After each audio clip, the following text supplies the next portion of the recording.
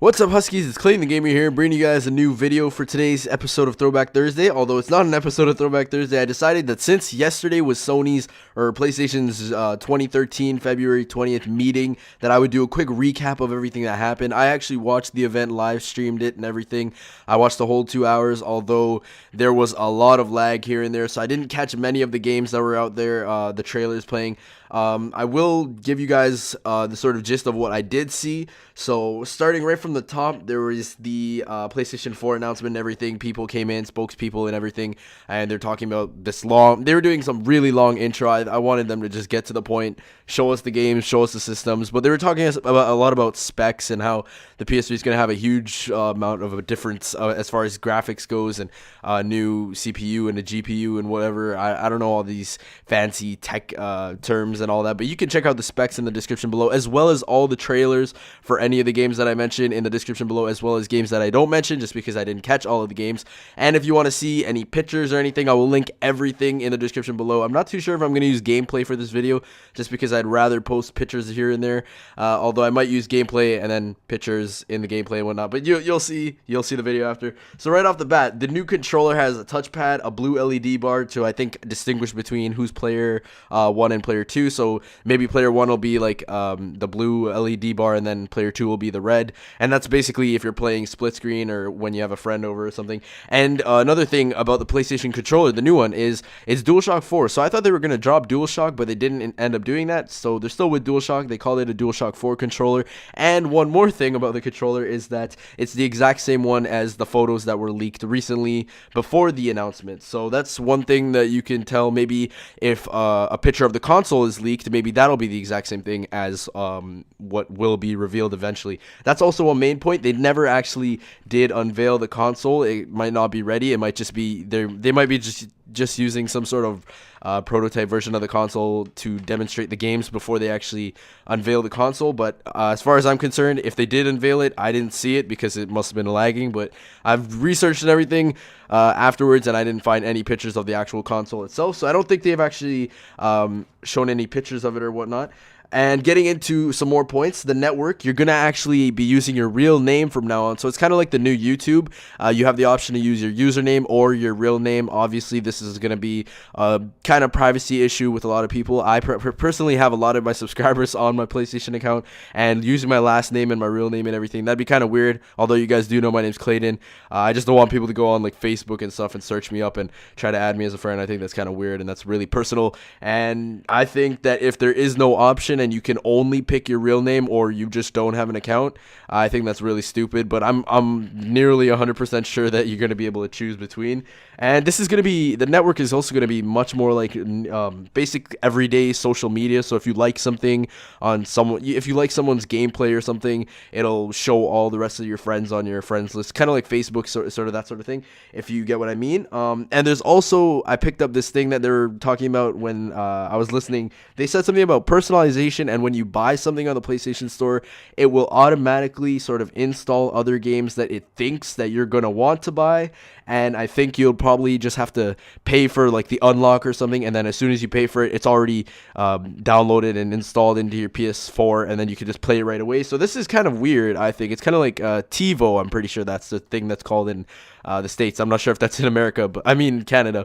But it's basically when you watch TV shows, it'll recommend you other shows, and it'll pre-record them all for you so that you can just straight away watch them. So this is kind of like TiVo for the PS4, where you just hop on, buy a game, and then if you are interested in these other games that are very similar to it, you'll have them already ready to play, which I think is kind of weird, because I know if I want to play a game, I'll just go download it myself. I won't like need anyone to recommend it to me or anything like that. Also, you'll know when people are buying games, so if someone buys a game, it'll notify you for some reason. I don't know why they felt the need to implement that. I guess it's to say you have a game and then you find out your friend bought it, then you can both play it at the same time, that sort of thing.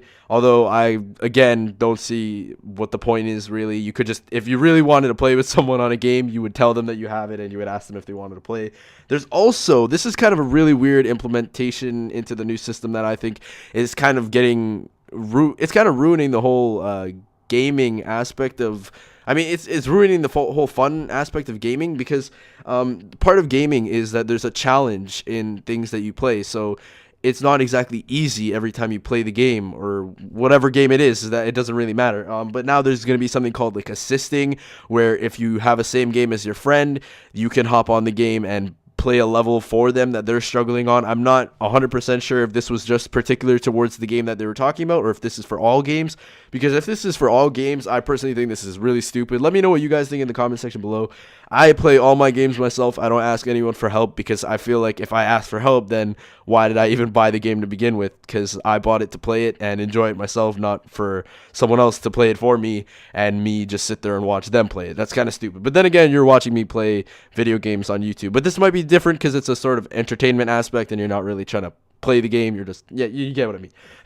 So getting into other things about the PlayStation 4, there's also the cross game save, which is already out for PS3. You can save on, there's some games now that are compatible where you can play on the PS3, and then if you have a PS Vita, you can go save and load it up on your Vita and play on the go. That's mainly for gaming on the go, like mobile gamers, which I'm probably never going to take seriously, because every time someone tells me that they're a mobile gamer or something, which nobody's told me so far, but every time someone says something about mobile gaming, the first thing that pops up in my mind is, oh, you play Angry Birds. Okay, that's really cool.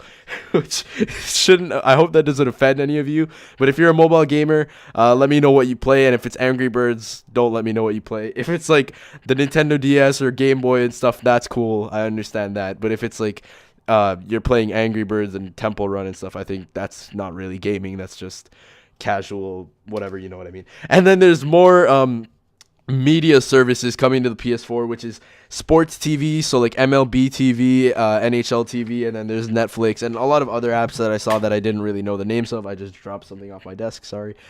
More things that were added. This is getting in more towards the games that were shown, the trailers, so if you want to see any of these trailers or any of the other trailers that I don't mention, they'll be in the description below. So Killzone Shadowfall, right off the bat, this game looked freaking amazing as far as graphics goes, which straight away, this was, I think, the first trailer that was shown, which kind of, it blew my mind that this sort of set the bar for all the other games to come after that, the trailers after that.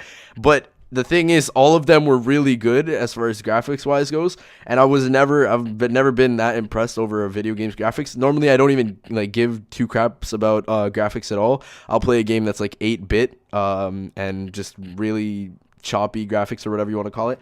I really could care less, but this looked like it was real life sort of stuff, and the gameplay even looked very similar. It looked good. It looked just as good, even maybe even better than the cinematics themselves, which is not something you find very often in games, which is a nice thing. I'm personally not really a fan of Killzone. I mean, I bought Killzone 2 on the release, never bought Killzone 3. But yeah, there's some, I know there's one funny part about the trailer. It was like this guy was holding onto a rope of an aircraft while shooting a gun with the other, and the aircraft was like flying and stuff. It was pretty unrealistic, but then again, I don't know the story of Killzone. Maybe he's wearing some sort of jetpack or something. Anyways, getting on to the other games, there was another game called Drive Club, which is like a realistic racing game where it's all about team racing, and again, it looks really amazing as far as graphics goes. I prefer more street racing games, and that also goes for sports games. I prefer the street sort of sports games, so I'll play like FIFA Street or NBA Street. I'll play like the street racing games like Midnight Club, Burnout Paradise. I don't really like the official FIFA 10 and NBA 2K or FIFA 13 and NBA 2K13 and all those games. Just because they seem like there's a lot more rules and there's a lot more of a skill aspect, whereas the street version is just more of a fun, just hop right in, get right out of there. And then there's also, I want to mention there was a lot of lag after, in the stream, there was a lot of lag after I saw the trailer for this game, so I didn't really catch many of the other games after it. I did see some PlayStation Move stuff, which incorporated some sort of rhythm game stuff, and I'm not really into rhythm games like Guitar Hero, Rock Band, that sort of stuff. So it's your choice whether you want to check that out or not. There was also something cool from Capcom, which involved like dragons, and it was called Deep Down. It's a title in the works right now, so it's not exactly what the title is going to be called. It looked like a movie to me, the gameplay itself. It was crazy.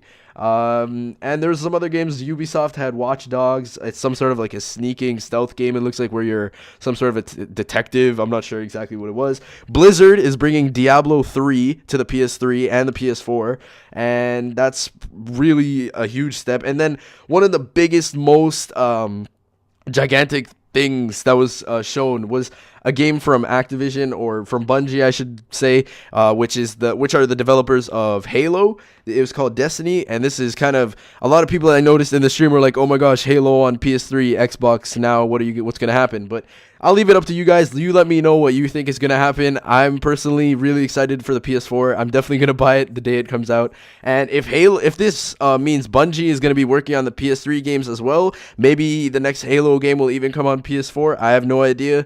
I'll leave that to you guys to decide in the comments section below. Also, one more thing. The PS4 did say at the end of the whole stream that it would be releasing in the holidays of 2013. So that's not early 2014, which is good. It comes out closer to Christmas time and everything, and there's no actual console was revealed, nor was there a price given, so we're gonna still have to wait on those two things. And yeah, that's pretty much it. I hope you guys enjoyed my recap of everything and enjoyed all the pictures and stuff flying by your faces during this video. It took me a long time to edit this video, so please do leave a like rating if you did enjoy it. My name's Clay the Gamer. I'll see you Huskies next time. Thank you so much for watching. Remember to subscribe to join the Husky Empire if you didn't already. Bye bye.